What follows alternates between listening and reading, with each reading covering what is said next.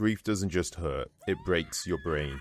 You make terrible life decisions, and next thing you know, you're trekking across a post-apocalyptic hellscape chasing somebody who could definitely bench press you. Luckily for Ellie, Abby's not quite as bulky in the TV shows as she was in the game. Per usual, spoilers ahead, my fellow Jackson residents. This episode is titled The Path, aka Ellie's terribly planned journey, but also representative of the path she's embarking on emotionally, a path completely blocked up by hate-filled revenge. And that song you can hear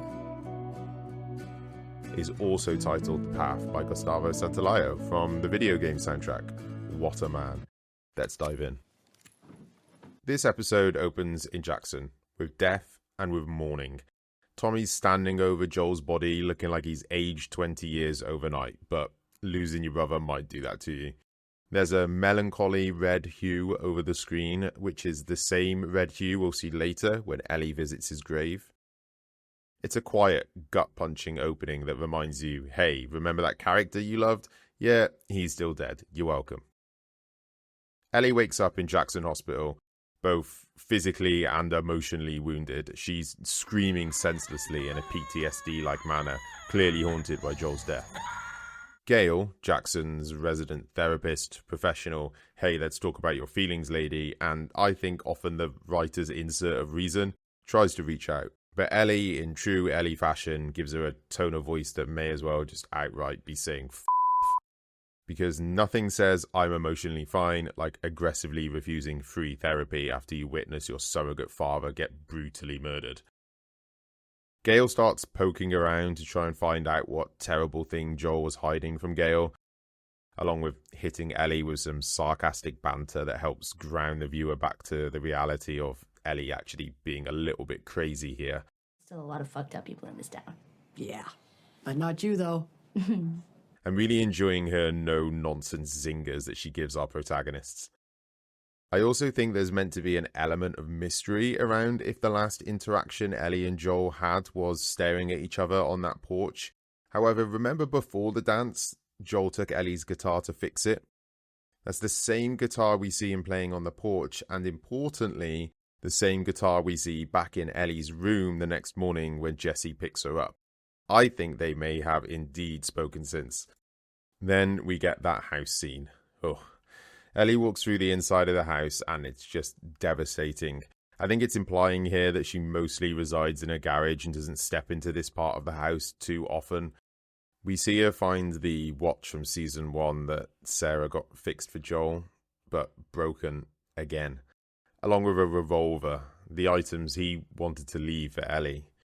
But she's a lot more interested in one of these items over the other. There's also a whole bunch of cool little Easter eggs here. We can see a Nirvana poster further hitting on all the musical Easter eggs we broke down in her bedroom last episode. A Seattle-based band, by the way, which is where she's heading.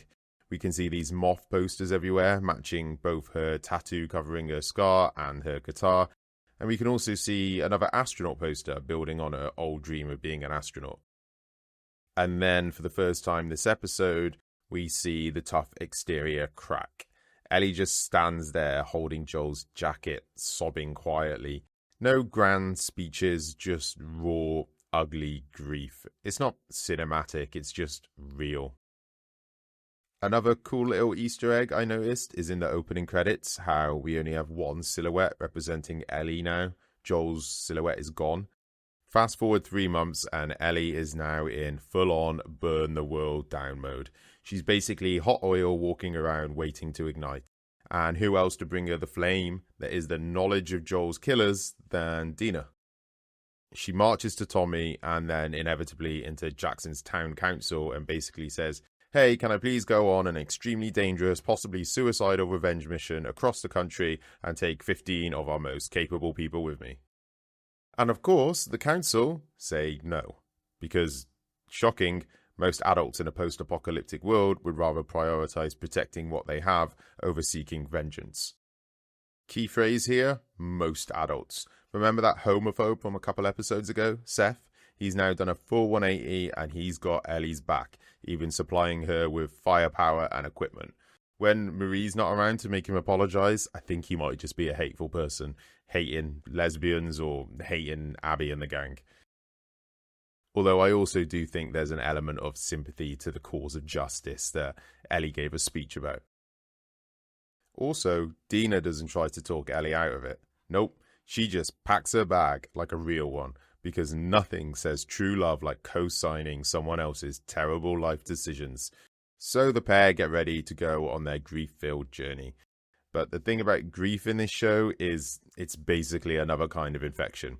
Only instead of turning you into a fungus monster, it turns you into somebody who thinks the appropriate response is to go and inflict the same pain on anybody who cares for the person you're about to kill.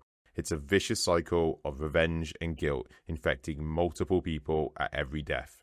And Ellie is not immune to this infection. We can already see it this season. She's quieter, colder, meaner. It's not just teenage angst, it's grief.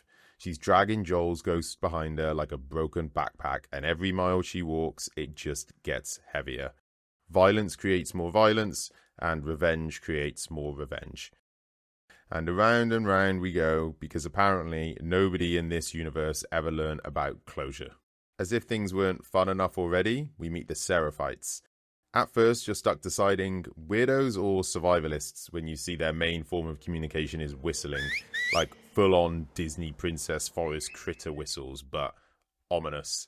Seraphites, WLF, we're introduced to a lot these last couple episodes, so let's break down all the factions. You've got Jackson, our lovely little commune where our protagonists live. They were hurt after the infected horde invaded, but they're rebuilding, and generally speaking, they're good. Then you have Fedra, who we knew from last season. These were the closest the post-apocalyptic world had to a centralized government. They controlled a lot of the QZs or quarantine zones. They were big in season 1, however, they've been dwindled down by a number of smaller factions overthrowing them throughout the country, leaving them weaker in season 2 and less of a prominent role. Speaking of these factions that overthrew Fedra, the Washington Liberation Front, WLF, or Wolves. They're led by Isaac, interestingly played by Jeffrey Wright, who voices him in the games. I loved this man in Westworld, by the way. We first hear them mentioned at the start of the season, and we'll be seeing a lot more of them. They're a paramilitary group who overthrew Fedra in the Seattle area. The Fireflies fought against Fedra too before Joel wiped them out, other than Abby and the gang, who inevitably join the Wolves. Then we have the Seraphites. They're basically the throw your iPhone into a river apocalypse cult. They hate technology, they worship a woman who was dubbed their prophet before dying, and they apparently draw scars on even their kids' faces.